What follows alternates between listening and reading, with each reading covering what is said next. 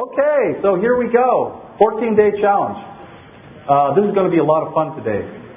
Actually, the 14-day challenge was an idea that I had about a month or two ago, and I've just been working with it for a short time. What I was finding is that people were coming to events, and they were going, and they would get excited, and then they'd go home, and nothing much seemed to happen. It was like, I would say to people in the audience, was this some kind of a movie or something that you went to? You know what movies are like.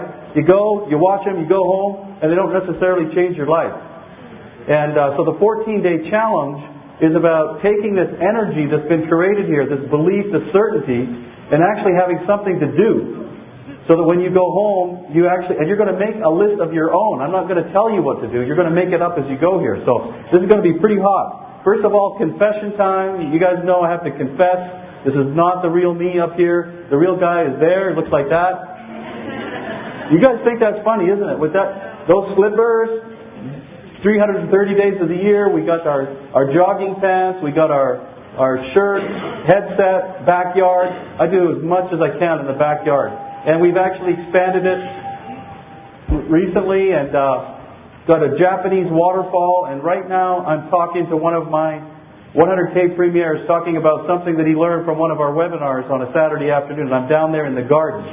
So I like to talk to people, and I like to be very, very focused. I like to get rid of all distractions. I get away from the computer so that I can listen to exactly what it is that they're saying. And I love to do it out in nature. So the real me is the guy you see there. I do have a couple different pairs of black jogging pants. I do rotate them. I don't wear the same one all the time. But that's the real me, and I never had a jacket when we started in Zango. I never did any presentations until we were 100 or 200K premier. We just started doing this a little bit ago. Very quickly, going to go really quickly through our story for the new people. June of 2003, we were with this company. We woke up one morning and nobody was answering the phone. Does that ever happen to anybody in here? Nobody is answering the phone. We didn't know what to do next. We were already heavily in debt. We had so many credit cards that I did not want to know what the totals were in all of them. I hope nobody in here is in that situation. We actually thought about refinancing, and I couldn't get enough money out of the financing to pay off the cards. So I thought, what's the point? If I can't pay these things off, forget about it. So then we got involved in Zango, and it was like, July 2003. 2 weeks later, we met Joe Morton, and we realized right there that this was something different. Over 20 plus years of working from home, all the ups and downs that we went through with different companies, and we made just enough money, what I call to stay off the freeways. Zango rocks. Now, wasn't that some kind of a convention? Wow! I'm telling you what, this is our 5th convention, and I feel like it was my first one in a way, because there were 17 of us that came to our first convention in 2003. I don't know if any of them are in the room here. The first convention? Yeah. Clay Withrow was there at the first. There were 17 of us. And when it was over, there was 1,200 people roughly at that convention. We had such a level of certainty that even though we came there as 5Ks, in November, by January, we were a premier. And then the following year, a 200K premier. All from the level of certainty that we got from that convention. And all the conventions since then have been great. But what I'm feeling now, and what I was feeling yesterday, is like, wow, we're ready for the next level in Zango. It's like it's going to be huge. I got the huge thing going again. Coupled with all of the announcements they made and international expansion, like there's that level of certainty. This is going to be just huge, right? And so, very exciting. So welcome to the 14-day challenge. There's my wife there, Terry. Why don't you stand up, Terry? She's been with me forever. My gosh. 1968, we had her first date. Can you imagine falling in love with an entrepreneur? Think what it's been like for her. Up and down, problems and things. In fact, she's the one that started our Zango business. We looked at Joe's story one Saturday night in front of the computer, and she says, let me get some of that juice.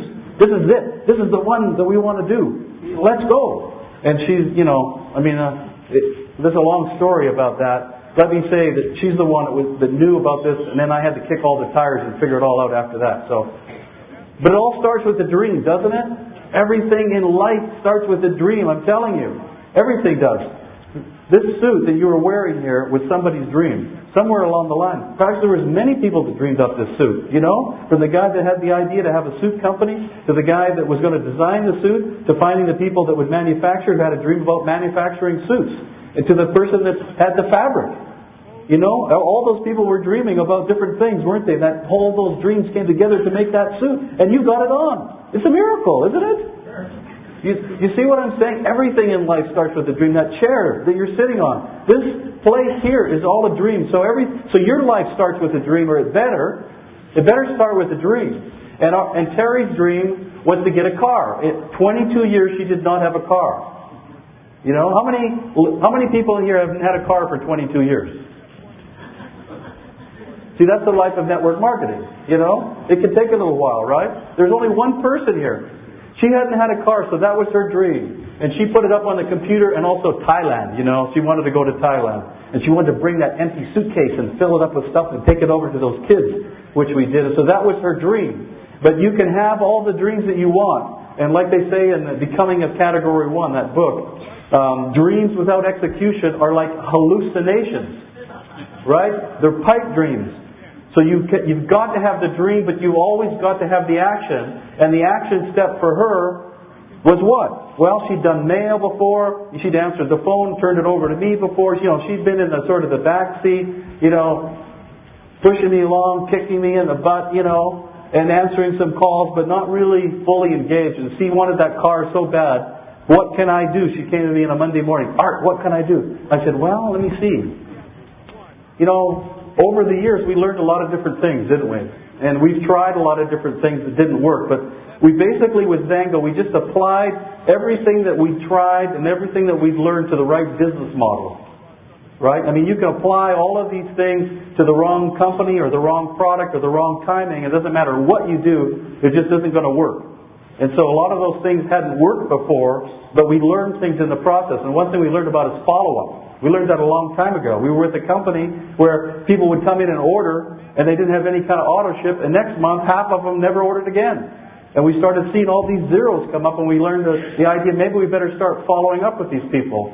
Fortunately, Zango has the most incredible reorder rate and retention rate that I've ever seen. But she decided to start calling all of our new members. And she'd pick up that phone and she'd call them and just welcome them in. Hey, did you get your juice?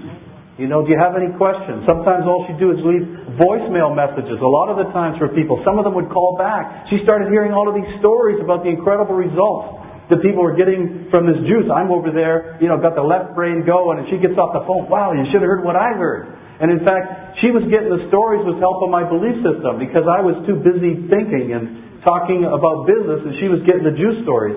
Anyway, it got up to 700 or 800 people per month she was calling.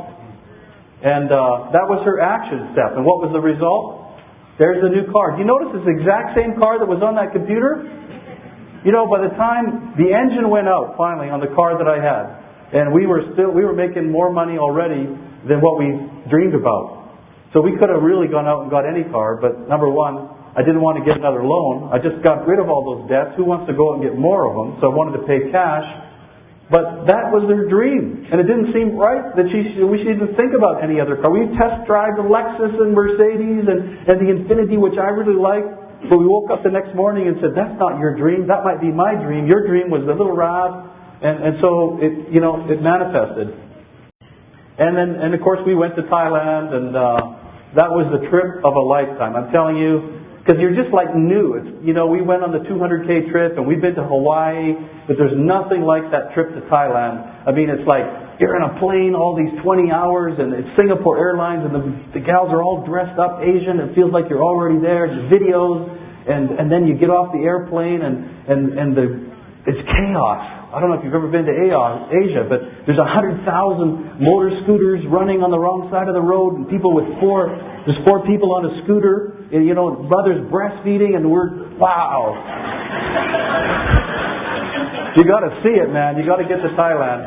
And dreams sometimes change, don't they? There's an upgrade. We just upgraded to the new RAV just a couple months ago, and wrote a check for it too. That's the cool thing. No debt. So who has a dream? Anybody in here got dreams? Let's have some dreams. What are they? Come on. A house? You want a house? You want your garage door to go up and down. And you want a house attached to the door, right? But what's your dream? I want to buy my parents a new house. Buy your parents a new house. Hey, she's thinking of somebody else. Go ahead. I want to buy both my parents a new house before I'm 30. Before you're 30, buy your parents a new house. You guys must have good parents, man. Wow, who else has a dream? You want to retire? And do what? Travel, okay. What else? Travel with my friends around the world. Travel around the world. What have you got? You want a laptop? Okay. Some dreams are small and some dreams are large, right? Why don't you take step 1 of the 14-day challenge is to write down a dream. And listen, we don't have time for you to think about this for 20 minutes. Write down the first dream that comes into your mind. Just write it down. Step 1 would be one dream. One dream. And when you leave here, you might want to spend some time with your dream and what it really is and why you want it. And you might even want to visualize yourself already experiencing your dream. How many people here went to the mindset seminar that I did? Not that many, right? Well, good news is our good friend here is videotaping it. I highly recommend you go into our back office of becomingaapremier.com we videotaped the presentation here 2 days ago, and you'll be able to watch Creating the Premier Mindset. And we'll go into more detail about how you visualize and make that dream a reality so that it has to come true, so that it always comes true, right? So you've got your dreams down. Everybody wrote something down. You took step 1. Did I mention there's going to be a huge prize for people that complete the dream? You know, houses, cars. What do you think? Well, maybe not that big. My wife gets nervous when I say that. So there's going to be a prize, and there's going to be an accounting. You know, we've done this a couple of times, and we had people that we did this for on a webinar, and the people that completed the challenge, like their businesses were on fire because they completed these action steps in 14 days, and then they sent me emails about all that their experience was with it. It was a phenomenal thing to complete this challenge, and it's not that hard. We made it easy. We didn't make it hard. It's a very simple challenge. So the first thing is a dream. And this completes step 1, just writing it down. But if you want to go down there and write more about that dream later, help yourself. So we're going to talk about the system that we use to get the 500K. Okay? This is our journey, our system. Anybody here decided to become 500K yet? Whoa, you guys are hot, man. Woo! Give yourselves a hand. 500K. What did that guy say? If you're going to give it up, give it up. Hey, let's go, 500K. Yeah. All right. Okay. So there's 3 markets. I'm going to cover some real fundamental stuff. And this is not stuff that you're going to read about in any network marketing book. All that we teach is what we know and what we've experienced.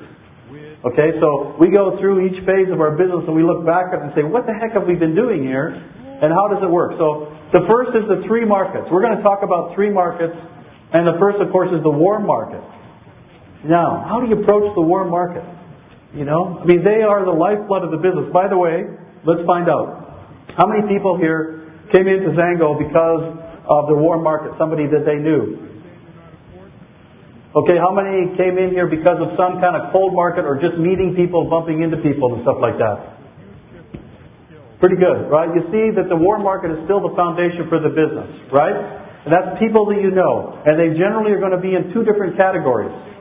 People that have health concerns and people that might be looking for alternative income streams. Now, I have a peculiar way of working with a list. Okay? It's kind of like from the inside out. Are you ready for that? Just sit down in a quiet corner with a piece of paper and just ask yourself, who do I know that would be interested in this? Who would I know? And let the names roll out. You know, it's the old thing, don't prejudge the names, just let them roll out. And you know, don't spend 6 weeks making a list, for gosh sakes, eh? Let's do it in 10 minutes. I want a 10-minute list. Just sit down in a quiet place, turn off the TV, and ask yourself, who do I know that I think would be interested in this? And you might have a list of people for the product. And you might have a list of people that you think would be more interested in the business. And then once you've got your first set of names down there, then you ask yourself, what's in it for them? Why would they be interested in this? You know, I had a gentleman come up to me the other night at one of the receptions and said, Art, listen, I've got this people, they own this meat shop, they know everybody in town, in fact they're very successful, they're opening up a number of different locations, and they're really wonderful people. Think how many people they know. I want to get it into this meat shop. How can I do that? And I said, what's in it for them? He says, well, I never thought about that. You know, he wants to sign them up, right? He's looking at them as marketing things, but we've never taken the time sometimes to think about why would they even think about it? Why would they be interested? What are they missing in their life? Do they have any health concerns? Does they have a family member that needs an income stream? You know, you've got to get into the why of other people. Because if you start to think about them, then you take your attention off yourself and you start coming from a place of service and a place of caring rather than a place of wanting and taking and needing. You see the difference in that? So you might sit down with your list and write down a little sentence next to their name. For instance, this is John and Laurel Shaw over here. They're friends of ours from the other side of the hill. Now, I never contact anybody in my warm market unconsciously. I would never pick up the phone. I'm not that good that I could just pick up the phone and just start yakking to people. I'm going to think about them. Why would they be interested in this? What would I say? What would be their hot buttons? I'd have a plan before I picked up the phone unconsciously. And I thought about John, and I thought, you know, he's a healthy guy. He's not going to get excited about any kind of a product here. But what I do know about him is he's driving 3 days, he's driving 3 hours a day and doing home care in somebody's house 24/7 for 3 days. And then driving back home. And I thought that might get old after a while. You know, maybe he'd like to stay at home. Don't you think? So I said to John, hey, listen, I know you're tired of going up on that freeway. You know, I got something maybe you could stay from home and do. Would you like to get some information on it? Yeah, what are you into, Art? You know, something like that. And I started then going right into the juice. We got this incredible product. This is what's happened so far. You know, and I went into a little bit of a thing, but let me get you some info on it. And then we got him a bottle of juice and we sent him to our website. We're going to talk about the exposure process. But that was how we approached him, right? So you approach everybody based on what's in it for them, not what's in it for you, you know? And don't dump on people, for gosh sakes, you know? Don't throw up on them. Such a wonderful thing to ask. I love this question. Here's a couple of things you might want to write down. I've been thinking about you for the last couple of days. This really gets people's attention. And if you pause, a lot of times they'll say, really? What about? Well, I just heard about this new juice that's going on, and I got on it, and within 10 days I noticed that 90% of the pain in my sore, cranky left shoulder was gone. And I've just been thinking about you because I know you have a lot of back pain. Would you like to get some information on it? Would you like to get some information on it? If you can ask permission, if you can just pique somebody's interest and ask permission, the energy in the conversation changes. So I don't like to just push. Terry and I had this network marketing person jump us in Costco one day. Wow! And just went like non-stop for 5 minutes, just blasting and blasting and blasting. We couldn't say anything. And when you do that to people, they put their walls up like that. Right? So don't over-communicate with people. Let the tools do the talking. Step 2, let's have 3 names. Let's write down 3 names right now of people that you can think of that you want to approach with this. You've already thought of them. Who's been running around in your mind? Who have you thought about approaching that you haven't approached yet? Who do you know that needs this juice? Who do you know that has some kind of back pain? Who do you know that doesn't like their job? Write their names down. I want 3 names of people. Write them down. Who are they? Now, who's got a name for me? Nancy? What does Nancy do? Why would she be interested in something like this? She hates her job? So Nancy hates her job. Perfect. Hey, Nancy, I know you hate your job. I've got something that I think you might be interested in. Would you like to get some information on it? Who else?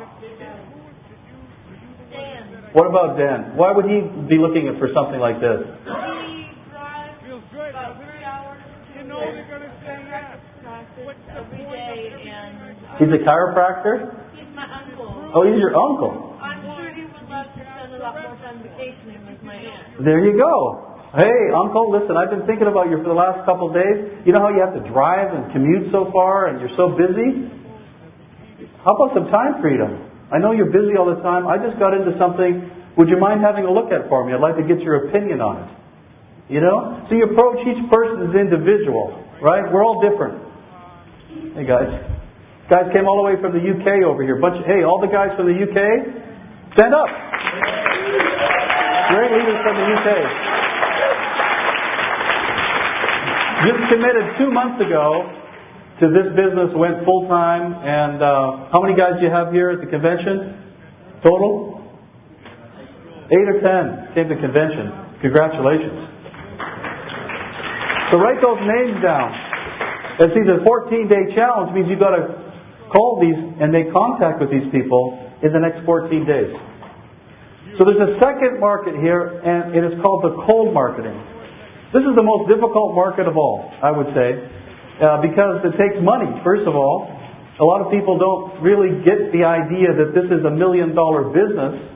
You know, they could bring in a lifetime residual income, and so they don't really necessarily think about investing money in their business. But when we were maxed out on credit cards, and we had this credit card here that had that much space on it, we said that's what we're going to do to dedicate to our business, and we're going to buy tools, and we're going to do all the things that we need to do. And we started investing in the cold market as well, right off the bat, a few $100s a month, whatever we could afford, you know, in the cold market. Lots of ways to do the cold market. We don't have time to do all of that today, but that's the second market. The third market, okay, I made this one up. It's called the meat market.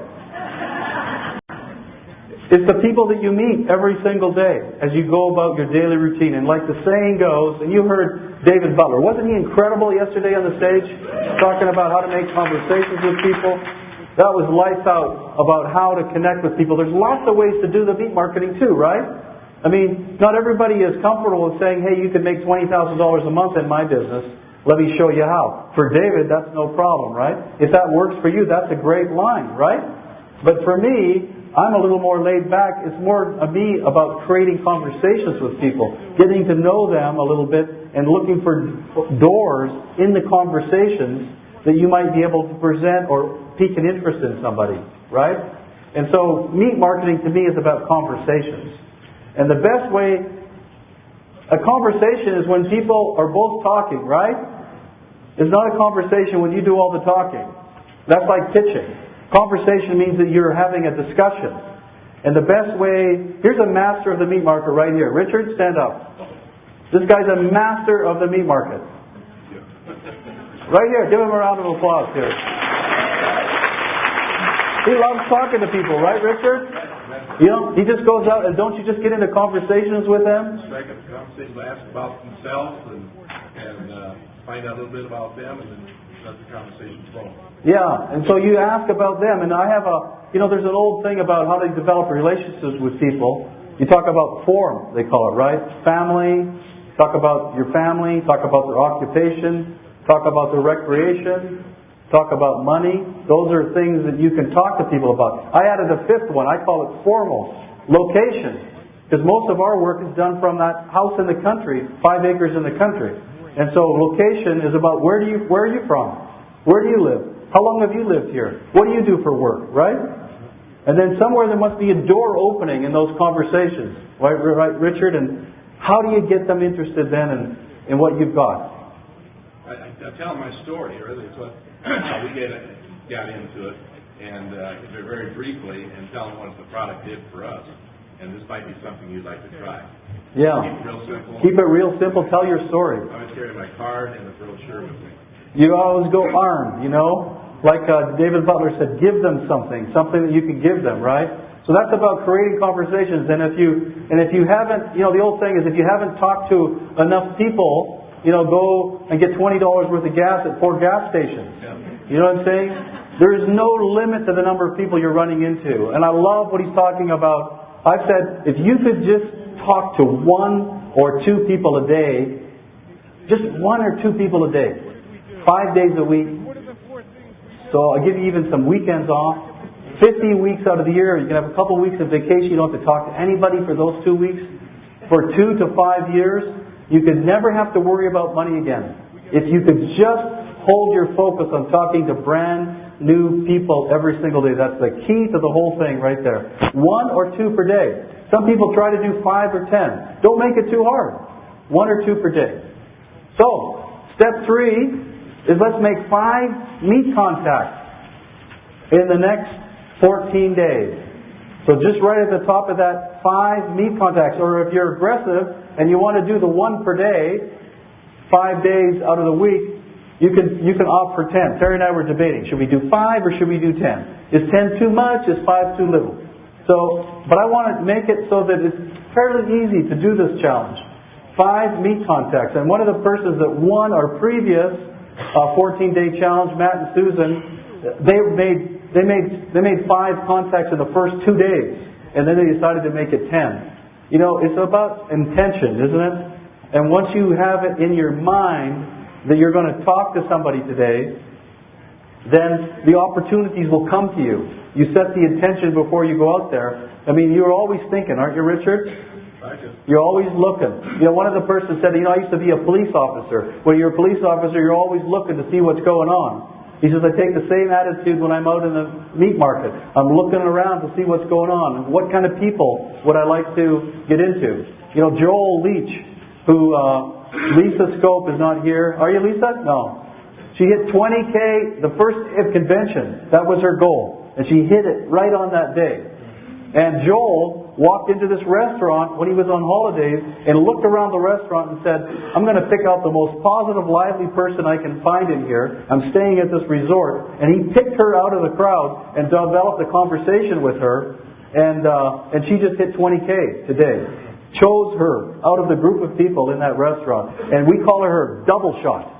If you want to you don't need to go get coffee, you just talk to Lisa. Anybody in Lisa's group in here? Over here. Lisa? Alright. Double shot, right? Yep. And you talk to her and you get excited. Here's another double shot here. Anne Van Brussel. How many people, Anne, have you signed up since you left to come to convention? Well, I got here Wednesday night, and tonight at 10:30 when the waiter Olive Garden gets to our hotel, it'll be 7. 7 people since she left for convention. Give her a hand. 7 people. Woo! That's a meat market.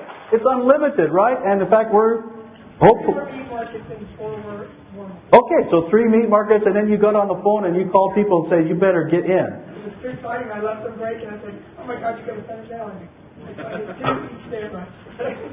What were you guys doing for lunch, man? She was signing people up. So 3 from her meat market and 4, and then she's got. I was in the Olive Garden last night, and she was on her knees talking to this waiter, and then she's introducing it to me. And you've been in the business how long?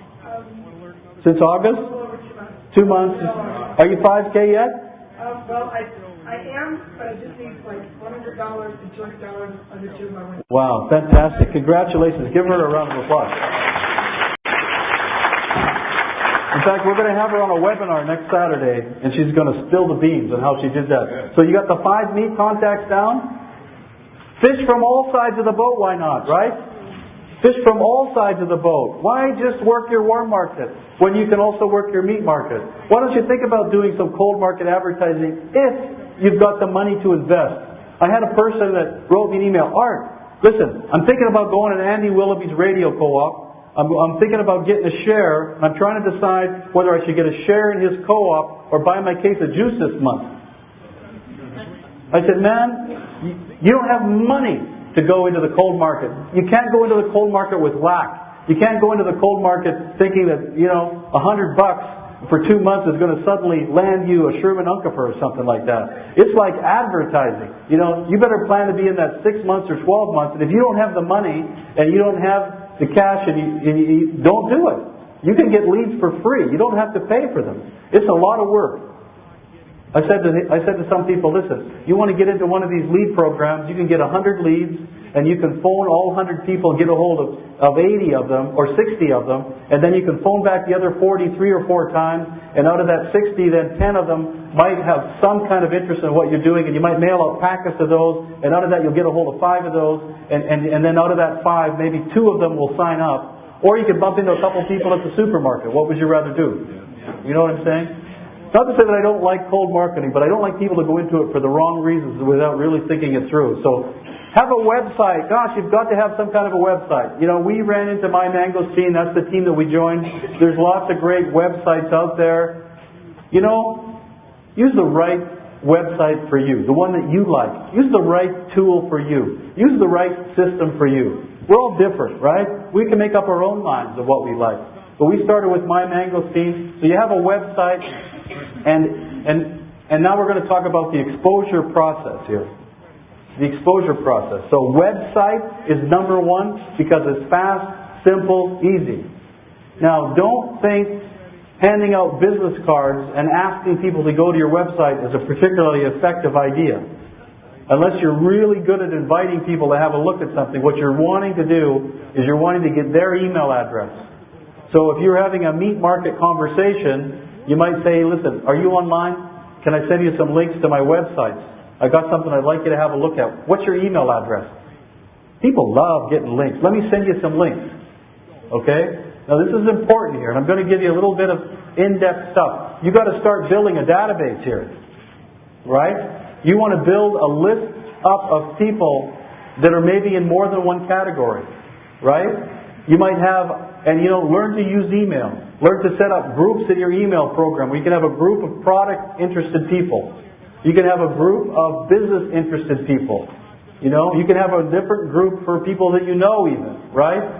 And you want to start to build a database. So you're always wanting to collect people's email address because you can then drip on them. Do you know what a drip is? It's a very tiny little piece of water. It doesn't mean you turn the faucet on people. It's a drip. A little bit of information. Maybe somebody sends you some of the latest research on mangosteen. Wow, this would be cool. I'm going to send this out to my product group. Or maybe I'll send it to everybody. And I'll put 2 or 3 groups in. And boom, you drip onto that email. It might be somebody from a year ago that is still sitting in there. And let them ask to be removed from your loop. If you don't send out more than about 1 message a week to people, they generally don't get upset. But I know what it's like for me. If I get 1 message now from somebody I haven't heard of from 6 months, and I get another message the next day, I'm looking for the remove button, right? So build your database. Send everybody to your website. Write an email, Richard writes incredible emails. Big fonts, and he puts pictures.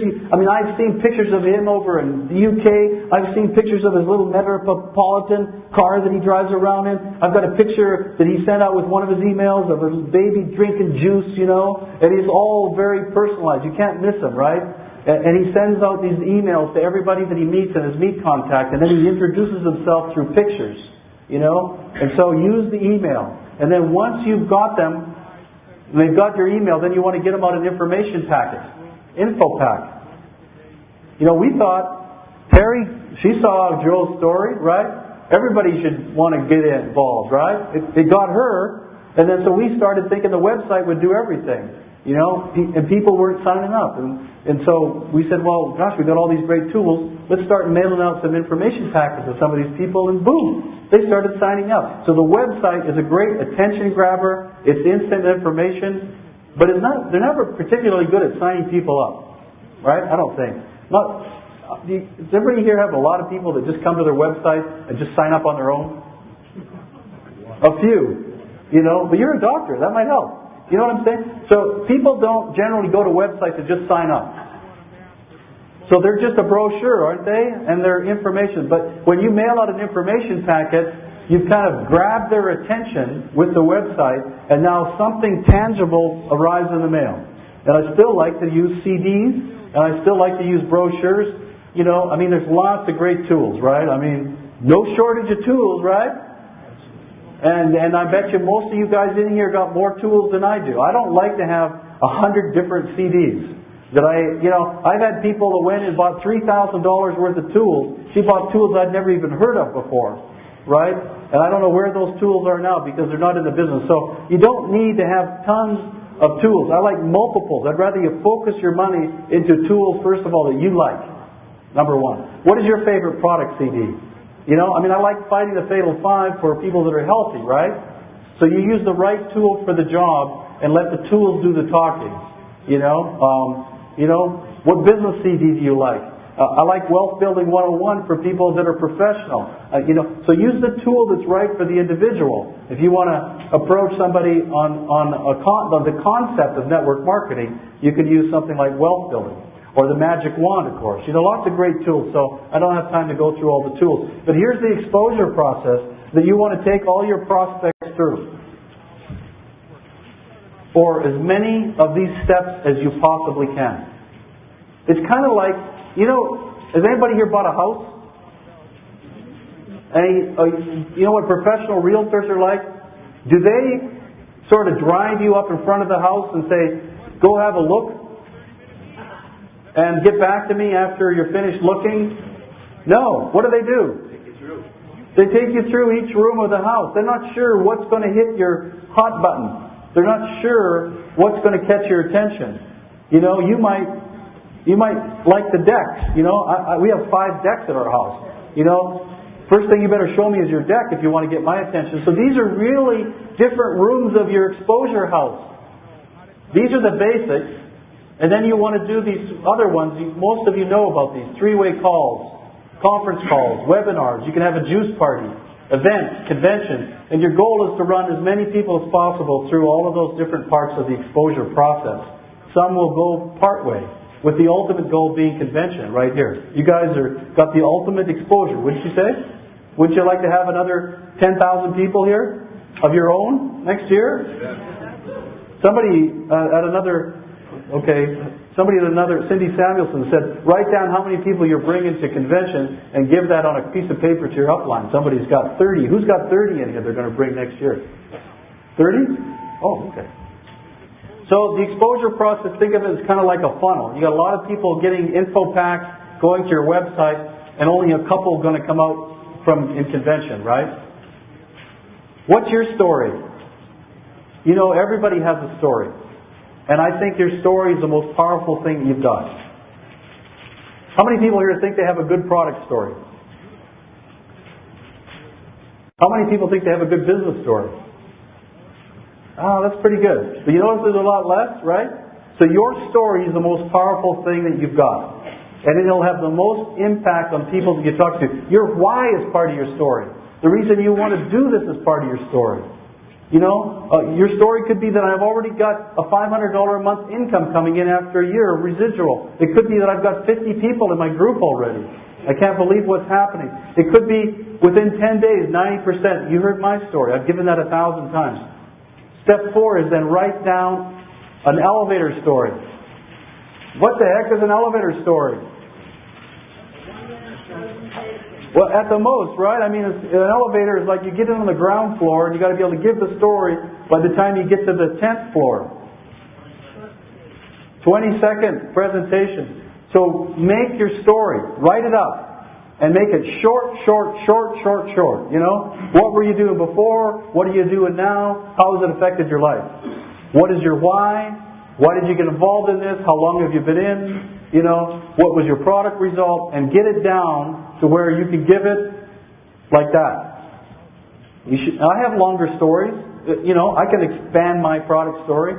But that's enough, right? So step 4 is write an elevator story. And get it down to where it's yours.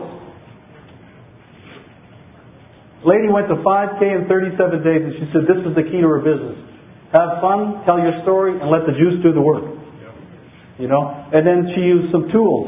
But it was all about telling her story, what her excitement was, the people she ran into, and the juice will get people excited.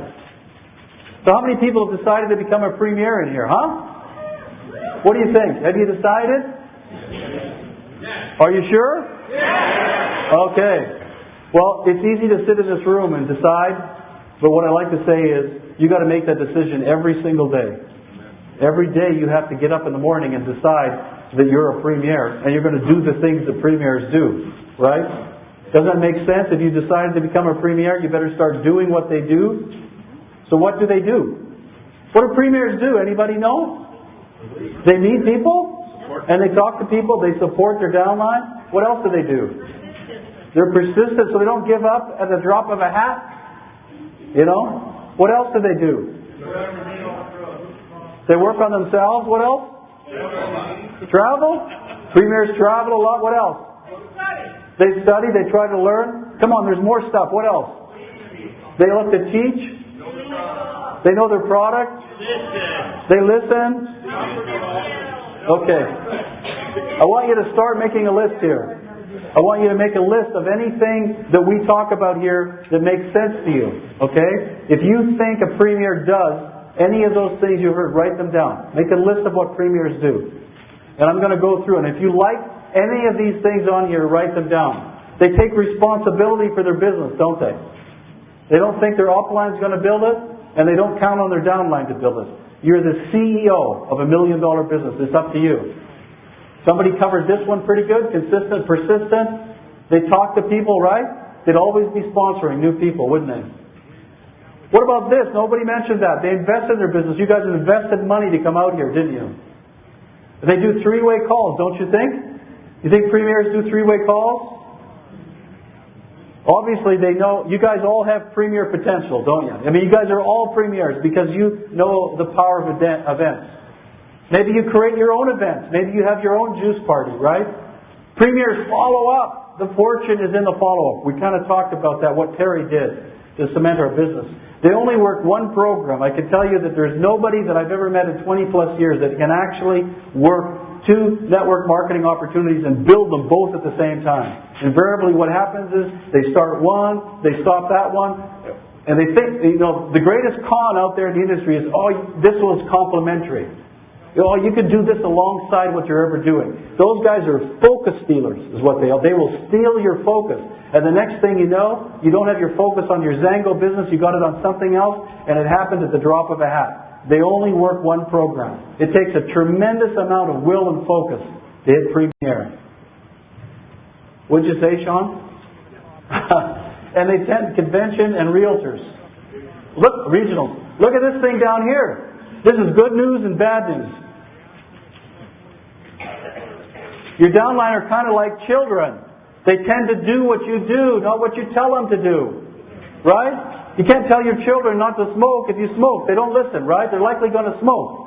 So if you don't go to events, they won't go to events. You know that I have 20 Ks that didn't have anybody here at this event, and they didn't come either. Now, where do you think that started? You think it started at the bottom or the top of that organization? So, if you want people to do things, you better do them first. Evaluate your list. What are you already doing? And what are you going to start doing? And step 5, I want you to write down 3 things that premiers do. And that you're going to start doing in the next 14 days. Because if you're going to decide to become a premier, you've got to start doing things that premiers do. Right? What are 3 things that premiers do? And I want you to write those down. And maybe you're going to come up with some ideas. Matt, that won the 14-day challenge, decided to have his first team conference call. Now, I don't know if he'll ever have one again, but he had his first team conference call. Somebody else might decide to have their first juice party. Somebody else, maybe you guys have already done some things that premiers do, right? But we can't finish this presentation without talking about the inner and the outer, right? I talked a lot about this at the Mindset Seminar. There's 2 parts to your business, the inner and the outer. The inner is how you think. It's your goals, it's your dreams, right? The outer is the action steps. So if you're taking all of the action steps, but you're all messed up inside, you have a whole lot of negative programs, what's going to happen? Your actions will not be productive. But if you're this wild dreamer and you're going to become a premier and you can see yourself on a yacht, but when Monday comes, you don't pick up the phone, right? Then the actions aren't there. You don't have the outer lined up. So very quickly, energy follows thought when held in focus by sustained attention. So in other words, whatever you put your focus on expands and grows. Where do you want your energy to flow? To your problems or to the solutions? If you just think about your problems all the time, I guarantee you will get more of them. Focus on what you want. Is the glass half empty or is it half full? Who says half full? Who says half empty? More filling? How does that go? The glass is half full. So, is your downline half empty or is it half full? You know, and I can't go into much detail, but suffice it to say, if you focus on what you don't have, and on the people that have quit, and the people that are no longer doing the business, and the people that have given up, I guarantee you will get more of those people. It grows. But focus on who you do have and work with the people that still want to do it. Gosh, I don't have much time to talk about my truck. 10 years ago, I was driving that truck. No, I'm out of time. 10 years ago, we were driving that truck. And we went to a convention in that truck, and we slept in a tent because we couldn't afford it. We could not afford to in a motel. And now I've got a car that looks more like that. So, that's the 14-day challenge. 1 dream, 3 names, 5 contacts, 1 story, 3 things. Complete the challenge in 14 days and you get a big prize. The 5 people that complete it and write an email to us with their challenge are going to get a copy of Seth Godin's book, which is called The Dip. Write down The Dip and get that book, Seth Godin. The 5 people that finish the challenge, submit it to me that I like the best, we're going to mail you a free copy of The Dip. You were here, I know you can do it. That's our team training site, newsletter. Don't have time to tell you about the 200K trip, but the bottom line of this last slide is that hold your focus on your dream, hold your focus on your goals, and don't pay attention to your fears and your doubts. They'll what hold you back. And hold your focus. Gandhi said, if you want to have a better world, you must be the change you want to see in the world. So I invite you, if you want to be more loving, and you want a more loving world, then you must be more loving. Thank you all for coming out. I appreciate it. Have a great day.